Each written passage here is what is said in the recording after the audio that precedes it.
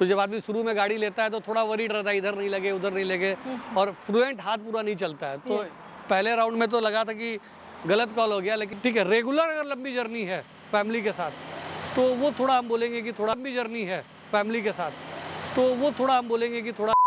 Hello everyone, this is Apurva and welcome again to the car dynasty. आज हमारे साथ में है एक टॉल बॉय यानी wagon R CNG. Wagon R CNG आज की डेट में आपके लिए कितना फ़ायदा का सौदा बन सकता है। वैगन आर सीएनजी कैसी कार है आज की डेट में, क्या एक्चुअल माइलेज मिल रही है, सर्विसिंग कॉस्ट क्या लगने वाला है, सभी चीज़ों को आज की इस वीडियो में हम करने वाले हैं। तो आज का ये ऑनर्स रिव्यू काफ़ी ज़्यादा इन्फॉर्मेटिव होने वाला है। तो चलिए फिर इस वीडियो को शुरू करते हैं। तो हमारे आज के वैगन आर सीएनजी के ऑनर काफ़ी ज़्यादा एंथुसियास्टिक है, जिनका नाम सौरभ है। तो welcome to the car dynasty Saurabh sir. Thank you. First of all मैं आपसे जानना चाहूँगी सबसे पहले तो वैगन आर क्यों और वैगन आर सीएनजी ही क्यों? कभी भी कोई भी गाड़ी परचेज करने से पहले हर कोई एक मार्केट में वैल्यूएशन देखता है, दूसरा देखता है टेक्निकल पॉइंट ऑफ व्यू देखता है, और सबसे इम्पोर्टेंट होता है इकोनॉमिकल्स, अपना पॉकेट कितना अलाउ करता है उसके हिसाब से आदमी चॉइस करता है। Correct. और एक पॉइंट और होता है जो होता है पर्पस, कि हम गाड़ी किस लिए ले रहे हैं, उसका यूज़ कहाँ है, एक्चुअली उसका यूटिलाइज़ कहाँ करना है, सिर्फ घूमने के लिए या सिर्फ शो ऑफ करने के लिए या फिर कहीं प्रोफेशनल में हमको यूज़ भी करना है। अगर उस पॉइंट से देखा जाए तो मैंने वैगन आर को चूज़ करने से पहले मैंने देखा कि सीएनजी मॉडल्स किस में है, क्योंकि उस समय मैं दिल्ली एनसीआर में था जब मैं ये गाड़ी प्रोक्योर किया था। तो मेरे को लगा कि सीएनजी और तुम्हारा पेट्रोल मॉडल दोनों को एक साथ क्लब करके लेंगे तो मेरे को बेनिफिट होगा। कभी मान लो बाहर मेरे को ट्रैवल करना है तो सीएनजी थोड़ा सा चीप पड़ता है, क्योंकि जब मैं लिया था उस समय सीएनजी की जो वैल्यूएशन थी वो 43 रुपीज़ के आसपास थी। अब पेट्रोल का करीबन 85 में जस्ट डबल का रेशियो था। तो उसमें मेरे को लगा कि मेरा ट्रैवलिंग ज़्यादा है, मेरे को ग्रेटर नोएडा जाना है या गुड़गांव जाना है तो 150 किलोमीटर की रनिंग हो जाती थी हमारी। तो उस हिसाब से पॉइंट से देखा तो मेरे को सीएनजी बेस्ट लगा। दूसरी पॉइंट ये था कि मैं ऑरा के साथ काफ़ी डाइवर्ट हो रहा था कि मेरे को ऑरा लेना है या इसको लेना है वैगन आर। तो वहाँ पे भी मैंने दो चीज़ डिफरेंट देखा कि ऑरा में अगर हम ब्रेक्स की बात करें या क्लच की बात करें, 1 साल के बाद उस पर प्रॉब्लम्स आते हैं ऑरा की गाड़ी में, ठीक है। और जहाँ सीएनजी फिटेड है वहाँ थोड़ी सी परेशानी रहती है। ये मेरे को कंपनी से भी फीडबैक मिला थोड़ा बहुत, और दूसरा जो लोग ऑलरेडी प्रोक्योर कर चुके हैं हमारे कुछ सर्कल में, मैंने उनसे भी थोड़ा फीडबैक लिया। तो ये मेरे को थोड़ी सी और डाइवर्सिफिकेशन किया। फिर मैंने वैगन आर के बारे में सुना, ऑलरेडी हमारे कुछ रिलेटिव्स या फिर यूँ कहो कि हमारे कुछ फ्रेंड सर्किल वैगन आर ही यूज़ कर रहे थे। तो ये अगर देखा जाए तो अगर आज के डेट में नया मॉडल की गाड़ी ये नई लॉन्च हुई थी, 2021 वाली लॉन्च मॉडल है, 21-22 का जो मॉडल था, इसलिए मैंने ये गाड़ी प्रोक्योर किया। और उसमें देखा कि इसमें सारे फीचर्स है जो एक आम आदमी को चाहिए, जिसका पॉकेट भी अलाउड करे, लंबा ट्रैवलिंग भी यूज़ हो, और आप मैक्सिमम इसमें 4 से 5 लोगों का आराम से लेके लंबा जर्नी कर सकते हो, कोई प्रॉब्लम्स नहीं आती है। ऑलराइट, आपने इस कार को लेते समय काफ़ी डीप रिसर्च करी है डेफिनेटली आपके बताने के अकॉर्डिंग। मैं आपसे पूछूं इसकी ऑनर प्राइसिंग उस समय क्या पड़ गई थी? मैं जब ये लिया था तो ये मेरे को पड़ा था 5,30,000 प्लस एडिशनल मेरे को लगा था 5,60 तक मेरे को ऑन पेपर पे मिला था। आज के डेट में ये गाड़ी 7.5 लाख के आसपास हो गई है। तो मेरे को आज के डेट में लगता है कि मैंने बड़ा सही डिसीजन लिया था, राइट टाइम पे कॉल भी लिया। और आज के डेट में मैं किसी भी शहर में अगर जाता हूँ तो सीएनजी नहीं मिलता है तो मेरे पेट्रोल के लिए भी और माइलेज के हिसाब से बहुत अच्छा है ये। ओके, एंड मैंने सुना है आपकी रनिंग काफ़ी ज़्यादा रहती है, और अपने अभी तक इसे कितना किलोमीटर ड्राइव कर लिया? Approximately 29,000 kilometre. नहीं मैडम, ये हमारा अप्रॉक्सीमेट ये 30,000 है, 28,000 समथिंग है, और ये 1 साल के अंदर की रनिंग गाड़ी है। कहीं कोई प्रॉब्लम्स नहीं, और बेहिचक गाड़ी निकलती है, रात हो दिन हो। लोगों को मैं यही बताना चाहूँगा कि जब हम लंबे जर्नी पे जाते हैं 2-3 चीज़ का ध्यान रखना पड़ता है। तो उस हिसाब से आपके पास डुअल मोड है तो आप किसी भी समय, टाइम कोई भी हो, आपको परेशानी नहीं होनी। तो मन में किसी भी तरह की एंजाइटी नहीं रहेगी डुअल मोड है तो? कभी नहीं, किसी को भी नहीं रहेगा, क्योंकि आपके पास दोनों ऑप्शंस है। अगर मान लो पैसा कम है तो आप सीएनजी ले लिए। दोनों के आज के डेट में अगर हम बिहार के रेशियो की बात करें तो मेरे ख्याल से 89 रुपीज़ है, और सीएनजी पेट्रोल आपका 107 रुपया है। तो ऑलमोस्ट 17 रुपये के आसपास का गैप आ जा रहा है। तो ये जो चीज़ें हैं ना, ये आपको माइलेज में भी बहुत ज़्यादा डिफरेंस नहीं है। एक 26 का है, एक 28 का है। तो अगर आप पेट्रोल पे जा रहे हो, लंबी जर्नी, और आपको पॉकेट तो कहीं ना बच रहा है, तो वो आप एंजॉय कर सकते हो। तो बिहार में आप चलते हो तो आपके लिए सीएनजी स्टेशन थोड़ा सा चैलेंजिंग नहीं हुआ? बिल्कुल, बिहार में अगर हम बात करें तो अभी बहुत जगह बन रहा है, और बिहार में 2-4-5 जगह पे है जहाँ पे मैं सीएनजी यूज़ करता हूँ। आपको सासाराम में है, गया के पास है, इस रूट में तो है आपको नॉर्थ बिहार की तरफ है। साउथ बिहार में बड़ा चैलेंज है, अभी उधर आया नहीं है। और उधर 1-2 है, और अगर हम नेपाल की तरफ उधर की रूट की बात करें तो ये गाड़ी हमारी काफ़ी दूर तक गई है, दार्जिलिंग तक भी मैंने इसको यूज़ किया है। मैं कलकत्ता भी इसको ट्राई किया हूँ, तो मैं हर जगह गाड़ी यूटिलाइज़ किया हूँ। तो मेरे को पता है कि सीएनजी आपको बिहार में ठीक है, बट बैकअप आपके पास ऑप्शन है पेट्रोल के, आपको कभी वरीड नहीं करना पड़ेगा। तो अभी आपने इतनी सीएनजी और पेट्रोल की बात कर ली है, और मैंने आपसे सुना भी है आपकी ट्रिप्स काफ़ी ज़्यादा रहती हैं, वो भी फ्रीक्वेंटली लॉन्ग जर्नी रहती है। तो अब ये भी बता दीजिए कि एवरेज वगैरह क्या निकाल रहे हैं सीएनजी प्लस पेट्रोल दोनों में? तो अगर एवरेज अगर देखा जाए, अगर हम सीएनजी की बात करें तो सीएनजी का एवरेज ऐसे तो मैं 26 का देख लेता हूँ, लेकिन ये 22-23 का एवरेज ऑन स्पॉट पकड़ लेता है, उसमें कोई चैलेंजेस नहीं आता है। और हम पेट्रोल की बात करें तो बहुत ज़्यादा डिफरेंट नहीं है, 3-4 का ही गैप होता है। अगर ये 22 है तो वो 26 है, तो इतना का गैप है। लेकिन आप ऑन एसी में चलाते हो तो थोड़ा सा कम हो जाता है। एंड डिपेंड करता है ड्राइविंग हैबिट वगैरह भी कैसी है, थोड़ी बहुत वो ज़्यादा डिपेंड करता है कि आप गाड़ी चला कैसे रहे हो, किस तरीके से चला रहे हो, वो मैटर करता है। नेक्स्ट मैं आपसे ये पूछूं कि जो पेट्रोल है और जो सीएनजी है, दोनों में कुछ ड्रास्टिक चेंज देखने को मिलता है जब भी आप गाड़ी चलाते हो? तो ऐसा कभी लगा कि पिकअप वगैरह में थोड़ी सी कमी, या फिर थ्रॉटल दे रहे हैं थोड़ा सा नहीं गाड़ी जा रही है, उसके बारे में क्या कहना देखो, चाहेंगे? पिकअप के पॉइंट में जब आप सीएनजी पे चलाओगे तो थोड़ा सा पिकअप तो कम रहेगा, ठीक है, नो डाउट।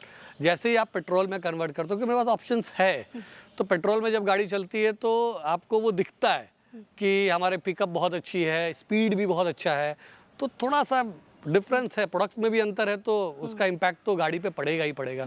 तो इस हिसाब से देखा जाए तो पेट्रोल का बेटर है।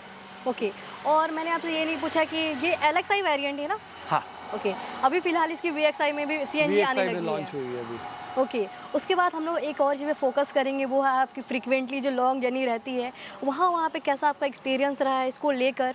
और मुझे पता है आप सर आउटिंग वगैरह पे ज़्यादा जाते हो, इसको लेकर एक स्मॉल घर है आपके लिए ये। बिल्कुल सही वैगन आर। मैं एक्चुअली बाहर रहता हूँ, हमारी फैमिली बाहर रहती है, तो मैं ज़्यादा इंजॉय करता हूँ गाड़ी के साथ ही। आप इस तरह बोलो कि एक छोटा सा घर ही है हमारे लिए, ठीक है। मैं इसमें हर चीज़ पूरा करता हूँ, पेट्रोल हो, सीएनजी हो, या मेंटेनेंस की बात करो या सर्विसिंग की बात करो, मैं उसको रेगुलर रखता हूँ। कहता है कि अब मेरा छोटा सा बेबी है तो मैं इसका पूरा ख्याल रखता हूँ, इसलिए मेरा पूरा ख्याल रखता है, इसलिए कोई चैलेंजेस नहीं आती है मुझे। 30,000 अप्रोक्सीमेटली अभी तक ये ड्रिवन हो जाएगी कुछ दिन के अंदर, इतनी ड्राइव हो चुकी है। तो कहीं पे भी ऐसा लगा कि गाड़ी में कुछ प्रॉब्लम आई है अभी तक के जर्नी में? नहीं, अभी तक सर्विस की बात करो तो अगर मैंने सर्विस भी बहुत अच्छा लिया है, कहीं पे कोई चैलेंज नहीं हुआ। हाँ, रेगुलर मैंने चेकअप कराते रहता हूँ इसमें गाड़ी पे, मतलब हर 2 महीने पे या 1 महीने पे मैं गाड़ी करता हूँ। सर्विसिंग खत्म होने के लैप्स करने के बावजूद भी हमको अभी तक कोई चैलेंज नहीं आया, इसलिए मैं लोगों को रिकमेंड करता हूँ कि अगर आपको लेना है तो आप सीएनजी मॉडल लो, वैगन आर, लेकिन अपना पॉकेट अलाउ कर लो। अगर तुम्हारा लगता है कि नहीं मेरा पॉकेट काफ़ी है तो you can go with some other vehicles also. Yes, and एक और पॉइंट आ जाता है, अब सर्विसिंग कॉस्ट क्या आ जाती है? आपने सर्विसिंग मेजर काफ़ी करा ली होगी। अगर मैंने तीनों सर्विसिंग का ले रखा है, ठीक है, तो सर्विसिंग बहुत ज़्यादा नहीं आता है इसका, और मेरे ख्याल 1,500-2,000 के आसपास इसका सर्विसिंग कॉस्टिंग होता है विद चिप वन। हम लोग ऐसे ही किसी रेस्टोरेंट में जाते हैं तो 2-4-5 हज़ार रुपये खाना खा ही लेते हैं, ठीक है, फैमिली के साथ जाते हैं, तो ये आपके लिए अच्छा है। तो कॉस्टिंग बहुत ज़्यादा नहीं आता, आप 2,000 के आसपास अप्रॉक्सीमेट मान सकते हो, 1,500 से 2,000 के। मतलब मेजर सर्विसिंग की बात कर रहे हैं? मेजर सर्विसिंग में पहली बार जब मैंने मेजर सर्विसिंग लिया था तो मैंने पूरे बॉडी का कराया था। उसमें होता नीचे का अपना बेंटिंग होता है, सारी चीज़ें, व्हील अलाइनमेंट्स, टायर का, वो मैं एडिशनल करवाया था। लोग नहीं कराते क्योंकि हमारी गाड़ी काफ़ी रनिंग रहती है, तो मैं इसका पूरा ख्याल रखता हूँ कि मेरा व्हीलिंग अलाइनमेंट, क्योंकि आप गाड़ी जब चला रहे हो तो मैं हैंडल छोड़ देता हूँ। अगर मैं यहाँ से वहाँ चलाऊँ तो मेरी हैंडल गाड़ी बिल्कुल सीधे ही जाएगी, तो हमको मूवमेंट पता चल जाता है कि गाड़ी अगर मूवमेंट ले रही है, बैलेंस नहीं है, तो फिर मैं व्हील अलाइनमेंट अगले सर्विस में करवा देता हूँ। थोड़ा सा पैसा लगता है, वो मेरे ख्याल से 700-800 रुपये के 1,000 रुपये के आसपास लगता है, बट वो कॉस्टिंग हमारे सेफ्टी के लिए है। सौरभ सर पूरा ध्यान देते हो आप अपनी गाड़ी के ऊपर। बिल्कुल बिल्कुल, आपकी बातों से पता लग रहा है। उसके अलावा मैं आपसे पूछूं, बाकी से सस्पेंशन वगैरह कैसी है, कंफर्टेबल कितनी है गाड़ी? लॉन्ग ट्रिप्स आप इससे कवर करते हो तो बैक पेन वगैरह किसी भी तरह की फील होती है? देखो, बैक पेन की बात मैं खुद ड्राइव करता हूँ लंबी जर्नी के लिए। हम लोग 2 लोग रहते हैं, कभी भी मैं आउट सेक्शन ब्रेक करता हूँ तो मेरे साथ 2 लोग होते हैं, या तो एक मेरे साथ ड्राइवर होगा या अपना कोई दोस्त होगा, ठीक है, हम लोग साथ में ही जाते हैं। तो उससे क्या होता है कि अगर मान लो 100-150 किलोमीटर मैं चला लिया, थोड़ा वो चला लिया, तो बैक पेन फील नहीं होता है। कंफर्ट है, सीट भी अगर देखो तो कंफर्ट है। हाँ, लंबी जर्नी अगर आप कहीं जाते हो, अगर आप ब्रेक करते हो 100-200 किलोमीटर के बाद ब्रेक करते हो, तो आपको इस तरह का पेन या बैक पेन इस तरह का फील नहीं आएगा। सीट भी कंफर्ट है। एक स्टेज में कितनी चलाया आपने अभी तक? 350 किलोमीटर विदाउट ड्रॉप किया है मैंने कंटिन्यूअस में, बट लोगों को मैं सजेशन दूंगा 200-250 तक पे एक ब्रेक होना बनता है। गाड़ी को रेस्ट भी जरूरी है। हाँ, हर 200 किलोमीटर मैक्सिमम मैं तो लोगों को सजेस्ट करूंगा। 200 किलोमीटर के बाद आप बोनेट को ओपन कर लीजिए, थोड़ा ठंडा हो जाता है, चाय पी लो, पानी उनी डाल लो, इसमें कार्बोरेटर में पानी डाल लो, तो थोड़ा सा इसको भी लगेगा कि हमारा ध्यान दिया जा रहा है, नहीं तो बाद में ये भी अपना रोना गाना शुरू करेगा। वो तो है ही बात है सर। बाकी जो इसकी जो लाइट्स वगैरह हैं, इसकी परफॉर्मेंस कैसी है, इससे कितने सेटिस्फाइड हो? मैं काफ़ी लेट नाइट भी गाड़ी चलाया हूँ। मैं अगर पूछा जाए तो मैं सुबह का 3 बजे मैं निकला हुआ हूँ ट्रैवल के लिए भी, ठीक है, और रात के 1:30 बजे तक भी वापस आया हूँ। तो कभी लाइटिंग में नहीं हुआ, इसका फोकस लाइटिंग भी अच्छा है और इसका फ्रंट लाइट भी बहुत अच्छा है। मतलब अगर देखा जाए तो इसमें मैं पहले कोशिश किया था कि एडिशनल एलईडी भी करवाऊंगा इसमें, बट वो थोड़ा सा मेरे को लगा जब ये सही चल रहा है तो लाइटिंग के लिए कोई इशू नहीं हुआ। रात में कभी भी चलाया हूँ गाड़ी, कोई चैलेंज नहीं था। ओके, इसके अलावा और भी कुछ क्वेश्चंस आती है, मैं एक बार में ही पूछ लेती हूँ आपसे। जैसे इसकी सस्पेंशन कैसी हो गई, ग्राउंड क्लियरेंस से लेकर कुछ प्रॉब्लम आती है? ग्राउंड क्लियरेंस क्या होता है कि जब आप गाड़ी चला रहे हो तो एक अंदाज़ा मिल जाता है कि हम किस गाड़ी पे बैठे हुए हैं, तो वो इसका ग्राउंड क्लियरेंस बहुत अच्छा है अगर आप देखा जाए तो पॉइंट से। तो टेक्निकल पॉइंट से ये भी ओवरऑल सेटिस्फैक्शन है। सस्पेंशन भी अगर देखा जाए तो इसका पीछे का सस्पेंशन बहुत अच्छा है, और हैंडलिंग की बात करें तो चूंकि ये सिंगल यूज़र गाड़ी है तो सिंगल यूज़र गाड़ी में आपको पता चलता है कि हमारी प्रॉपर हैंडलिंग हो रही है नहीं हो रही है। अगर आप उसमें 2-4 यूज़र है, किसी ड्राइवर को दे दिया, कोई अपनी गाड़ी चला रहा है अपने तरीके से, फिर आप 1 महीने 2 महीने बाद फिर वो गाड़ी यूज़ कर रहे हो तो आपको पता चलेगा। लेकिन ये गाड़ी में सिंगल यूज़र हो या 2 यूज़र हो, इसमें कोई दिक्कत नहीं। सस्पेंसन, लाइटिंग या हैंडलिंग की बात करो, सब ईजी गो में है। एंड गियर शिफ्टिंग वगैरह कितना मतलब स्मूथ है? मैं शुरू में जब लिया था तो मेरे को बड़े प्रॉब्लम हुआ था, ठीक है। गियर शिफ्टिंग में स्पेशली मैं जब 2 से 3 पे जाता हूँ या फिर 5 पे करता हूँ, थोड़ी सी चैलेंज आ रही थी शुरू में, तो हमको लगा कि गाड़ी में लगता है मैंने कोई गलत कॉल ले लिया है। तो मैं जब पहला सर्विस लिया था तो मैंने उसको समझने की कोशिश किया, तो बोला कि नहीं गाड़ी में ऐसा ही है। उसके बाद उसने मेरे को बताया चलाने के लिए। तो जब आदमी शुरू में गाड़ी लेता है तो थोड़ा वरीड रहता है, इधर नहीं लगे उधर नहीं लगे, और फ्लुएंट हाथ पूरा नहीं चलता है। तो पहले राउंड में तो लगा था कि गलत कॉल हो गया, लेकिन 1-2 महीने के बाद जब मेरी सर्विस हो गई, फ्रेंडली हो गए फिर। हाँ, तो फिर कोई चैलेंज नहीं रहा। इजी गो में गियर भी है, कोई इशू नहीं है। मैंने ऑटोमेटिक गाड़ी भी चलाया हुआ है, तो ठीक है। ओके, गियर में भी कोई चैलेंज नहीं है इसमें। ऑलराइट, चलिए सर, हम लोग चलेंगे इसके इंटीरियर में और देखेंगे क्या क्या आपको इसके अंदर कन्वीनियंट मिल जाती है, क्या क्या मिसिंग भी लगता है, इन सब के बारे में बातें बिल्कुल, आप करेंगे। तो बहुत सारी गाड़ियाँ पे ट्रायल किए हुए हो, तो एक बार चलो देखते हैं क्या मिलता है तुमको। चलिए फिर चलते हैं इसके इंटीरियर में। होप कि आपको वीडियो काफ़ी अच्छी लग रही होगी, एंड वीडियो अच्छी लग रही है तो प्यार से एक लाइक कर दिए और सब्सक्राइब करिए। चलिए फिर चलते हैं इसके इंटीरियर में। सौरभ सर, अभी हम लोग आ गए इसके इंटीरियर में। तो बेसिकली इसकी मैं पूछूँ, एसी कितनी इफेक्टिव है, कितनी चिल्ड करती है केबिन को? 1 साल होने चली गाड़ी, मेरी गाड़ी 1 या 2 पे ही रहती है एसी पे, तो एसी से तो ओवरऑल सेटिस्फैक्शन है। चिलिंग बहुत अच्छा है इसका। दूसरा, स्पेसियस की अगर बात करें हम, तो स्पेसियस में आप बेसिकली गाड़ी चलाते चलाते थक जाते हो, तो आपके पास क्या होता है कि आप गाड़ी को सीट का आगे पीछे करते हो, तो इतना स्पेस दिया हुआ है कि पीछे वाला भी है ना, उसको परेशानी नहीं होगा, वो भी बैठेगा और अपने पोजीशन के हिसाब से, जैसा आपको लगता है कि आप पोजीशन लेके स्पेस भी हो या सीट को भी आगे पीछे करना हो, तो ये सारी चीज़ें हैं जो तुमको इसमें कॉम्पैक्ट करके दे सकता है, तो इसमें तुमको बेनिफिट है। एग्जैक्टली। एंड प्लस पॉइंट क्या क्या है इसका कि एक तो इसकी जो विंडो है वो बहुत ही ब्रॉड आपको मिलती है इसके अंदर, तो पूरा व्यू एकदम परफेक्ट नजर आएगा, जिधर देखो उधर सब दिखाई देगा। शुरू में जब मैं गाड़ी लिया था तो मेरे को ये वाला पोर्शन लग रहा था कि बड़ा ब्लाइंड स्पॉट क्रिएट करेगा, वो मेरे को चैलेंज कर रहा था। बट मैंने क्या बोला कि जब आदमी गाड़ी को यूज टू हो जाता है ना, तो बड़ा मेरे लिए तो बड़ा खिलौना है ये गाड़ी। कोई चैलेंज नहीं है। विंडोज भी आपका बहुत बड़ा है, थोड़ा छोटा भी रहेगा तो कोई चैलेंज नहीं है। पावर विंडो मैंने लगा रखा है, तो चारों तरफ से कोई परेशानी नहीं होती। बच्चे भी पीछे, तो लॉकिंग सिस्टम भी है, तो वो मैं लॉक कर देता हूँ, तो विंडोज में भी fine. And the plus point is कि आप टॉल बॉय है तो हेडरूम तो सफिशिएंट मिलनी ही है। बिल्कुल। छोटी छोटी गाड़ियों की बात करें तो उस गाड़ियों में क्या था कि सर, और इसके जो बॉडी पैक होता है ना, बड़ा सा कम स्पेस होता है और आपको काफ़ी कंजस्टेड फील होता है, तो उस हिसाब से ये गाड़ियाँ साइज के हिसाब से भी देखा जाए तो बहुत अच्छा है। ओके, और हम लोग सेकंड रो में जाने से पहले ना एक बार इसकी थर्ड साउंड को सुनना चाहेंगे, डोर की थर्ड साउंड को एक बार कैसे सुनाई देती है आवाज इसकी? बिल्कुल। ओके, हेवी साउंड है, मैं ऐसा कुछ नहीं है। थोड़ा सा देखो, एक्चुअली क्या है कि इकोनॉमिकल बजट्स है, अगर आप बड़ी गाड़ी को दो तो उसकी आवाज़ और इसकी आवाज़ में थोड़ा सा तो अंतर है ही, नो डाउट। पर ठीक है, बढ़िया Okay. लगता है इसका बस। तो अभी हम लोग आ गए इसके सेकेंड रो में। तो आपको स्पेस किस तरीके से मिलती है और कितने लोग इसके अंदर एकोमोडेट मतलब हो जाएंगे? अगर आप पीछे बैठे हुए हो तो आप इसमें देखो कि लंबे जर्नी में 2 लोग और 2 आगे, 4 लोग तो बेस्ट वन। बीच में छोटा बच्चा भी है तो उसको आप लेके एंजॉय कर सकते हो। 2 छोटे बच्चे भी हैं, हस्बैंड वाइफ 2 बच्चे भी हैं तो भी एंजॉय कर सकते हो। तो 4 से 5 लोग के लिए काफ़ी अच्छा स्पेसियस है। अगर स्पेसियस की बात करें तो देखो, अगर हम अपनी बात करें तो मैं अपनी हाइट की अगर बात कर लूँ तो हमारी हाइट करीबन 5 फीट 7 इंच है। और उस हिसाब से देखा जाए कि ऊपर का भी स्पेस आपको दिख रहा है कितना बना हुआ Decent है। है। अब मैं बिल्कुल आराम से बैठा हुआ हूँ इस पे, कोई चैलेंजेस नहीं है। Okay. और लंबे जर्नी में भी बिल्कुल रिलैक्स करके बैठ सकते हैं। तो ना आप भी देखो, मेरे हिसाब से आगे वाली सीट एडजस्टेड है एंड मुझे कितनी लेगरूम मिल रही है, और टॉल बॉय है तो ऑब्वियसली हाइट तो ज़्यादा होगी ही इसकी। तो आइए आप जानते हैं सौरभ सर से क्या ड्रॉबैक्स लगी इसके अंदर। तो क्या क्या लगी सर? इसमें मेरे को ड्रॉबैक ऐसा कुछ हार्ड नहीं लगा। एक थोड़ा सा सीट रहता है कि थोड़ा सा और सोफिस्टिकेटेड थोड़ा सीट होता है तो थोड़ा होता है। साथ का साथ इस गाड़ी में मैं तो मारुति वाले को बोलूँगा कम से कम एटलीस्ट हैंडरेस्ट जरूर देना चाहिए। मेरे तो हैंडरेस्ट लगवाया है। दूसरा क्या होता है कि इसमें एक चीज़ और मैं रिक्वेस्ट करूँगा कि लाइट मोड जो आगे दिए हैं उन्होंने, केबल जो ऊपर लाइट, में हाँ, लाइट हाँ, दिया समझ है, गई। तो येलो लाइट है, मैंने उसको बाद में चेंज करा के ब्लू लाइट करवाया है। तो वो एक लाइट पीछे भी होनी चाहिए। You are correct sir, definitely ये सब चीज़ें होनी चाहिए। अगर छोटी छोटी चीज़ें कंपनी दे देती है ना तो कस्टमर को एक सेटिस्फेक्शन मिल जाता है अपनी कार बिल्कुल के बिल्कुल अंदर। बिल्कुल बिल्कुल। ओके, तो ये थी ड्रॉबैक्स। और कुछ कमियां लगी जहाँ पे इसको डेफिनेटली मारुति वाले को ठीक करनी चाहिए? एक चीज़ और हम बताएंगे, मारुति वाले से मेरा एक रिक्वेस्ट है कि जो इनका सीट बेल्ट होता है, ठीक है, और अगर हम अपना पीछे डिक्की की बात करें तो इन्होंने जो डैशबोर्ड दिया है ना, थोड़ा सा वो हार्डकोर रखना चाहिए।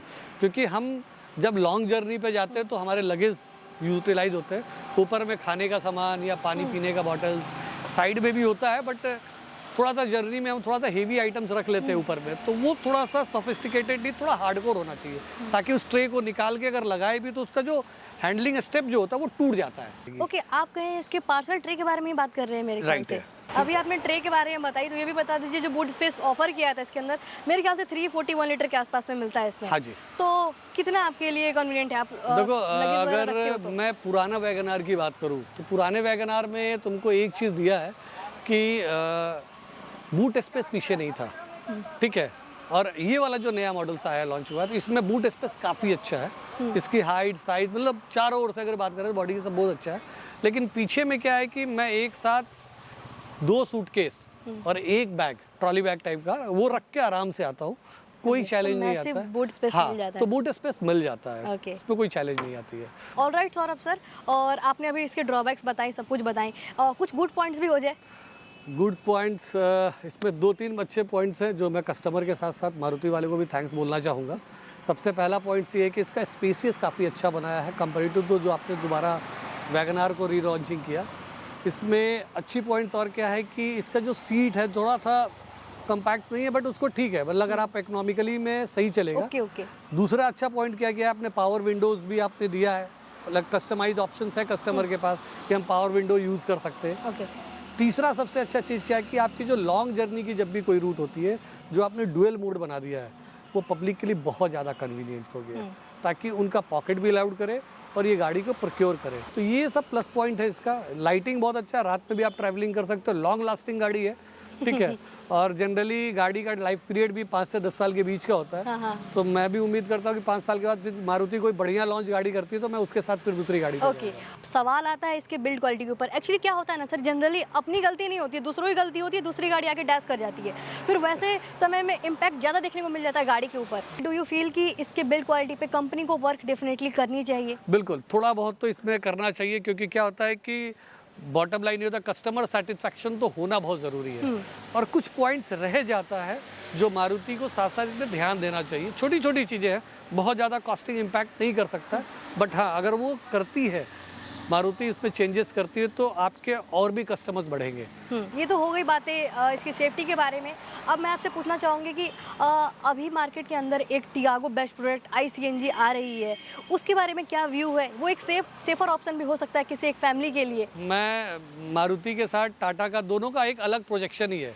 टाटा कंपनी जो भी गाड़ी बनाती है वो काफ़ी हेवी गाड़ी होती है, उसकी मशीनरीज भी हेवी होती है, सारी चीज़ें हैं। आपका पॉकेट वैसे ही अलाउड करेगा, जस्ट लाइक सोना और चांदी वाली बात हो जाती है, ठीक है। तो जैसा पैसा देखोगे वैसा आपको प्रोडक्ट मिलेगा। तो मैं अपने पॉकेट के हिसाब से देखा हूँ। और टाटा नियो उसकी बात करें तो वो भी गाड़ी बेहतर है, मैं उसके बारे में ये नहीं बोलूँगा गाड़ी नहीं, उसको भी देखना चाहिए। I understood. और एक और चीज़, एक क्वेश्चन छूट गई थी, एक दो क्वेश्चन, और वो है कि मैं आपसे पूछना चाहूँगी एक चीज़ सर, ब्रेकिंग वगैरह कैसी है इस कार की? एंड एक और चीज़, जब आप इस कार से चलते हो, जब भी आप लॉन्ग जर्नी पे इसे फ्रिक्वेंटली चलते हो, तो गाड़ी थोड़ी सी अनस्टेबल फील होती है हाई स्पीड में? मिनिमम जो भी स्पीड होता है उसमें वाइब्रेशन नहीं है इस गाड़ी में। ओके। और एक और चीज़ मैंने आपसे पूछी कि ब्रेकिंग वगैरह से सेटिस्फाइड हो ना? मैं ओवरऑल सब कुछ से सेटिस्फाइड हूँ। अब आता है एक और फाइनल क्वेश्चन कि आप किस तरीके के बायर्स को इसे वैगन आर सीएनजी को बोलेंगे कि रिकमेंड करने के लिए? देखो बायर्स बेसिकली डिपेंड करता है, जो भी मैं अगर बोलूँ जो लोग बाइक चलाते हैं, ये बाइक से भी सस्ता पड़ता है अगर एवरेज माइलेज की बात करें तो अप्रॉक्सीमेट इक्विवेलेंट है। तो ये गाड़ी आप चीप बेस्ट में, चीपेस्ट एंड बेस्ट वन, उस हिसाब से आप ये गाड़ी प्रोक्योर कर सकते हो। Okay. आपका पॉकेट अगर अलाउड कर रहा है, चाहे वो स्टूडेंट हो या कोई जॉब करने वाला हो, ट्रैवलिंग में जो भी हो, मार्केटिंग का बंदा हो, छोटी गाड़ी है, बहुत बड़ी गाड़ी नहीं है जो आपको दिक्कत करेगा। छोटी फैमिलीज है तो उसको आप लेके ट्रैवलिंग कर सकते हो, तो बेस्ट वन। ओके। तो उस हिसाब से देखा जाए तो ये जो भी बाहर है, स्टूडेंट हो या फिर जॉब करने वाले हो, गवर्नमेंट बॉडी से, लोकल ट्रैवलिंग हो या लंबी जर्नी हो, ठीक है, रेगुलर अगर लंबी जर्नी है फैमिली के साथ, तो वो थोड़ा हम बोलेंगे कि थोड़ा बड़ी गाड़ी जाओ, एक्सयूवी पे जाओ, लेकिन वहाँ पे खर्चे भी हैं, आपके माइलेज को ध्यान में रखना पड़ेगा। ये माइलेज आपको ऐसा दे देगा कि आप आराम से यहाँ से आगरा घूम के ताजमहल से आ सकते हो। मतलब एकदम खुश कर देने वाली माइलेज एकदम मिल जाएगी। पॉकेट भी चलिए। बचाएगा हाँ। और जो पैसा बचेगा आप फैमिली पे खर्चा कर सकते हो। चलिए फिर, बहुत बढ़िया। Thank you so much Saurabh sir, इतना डिटेल में इसका एक्सपीरियंस हमारे व्यूअर्स के साथ में शेयर करने के लिए। चलिए ओके, थैंक यू। सो यही था वैगन आर सीएनजी के ऊपर detail owners review. I hope आपको वीडियो काफ़ी अच्छी लगी हो, एंड वीडियो पसंद है तो give it a big thumbs up and also do subscribe right now to card NSC. चलिए फिर मिलते हैं अनदर एक्साइटिंग वीडियो के साथ में। जय हिंद, जय भारत।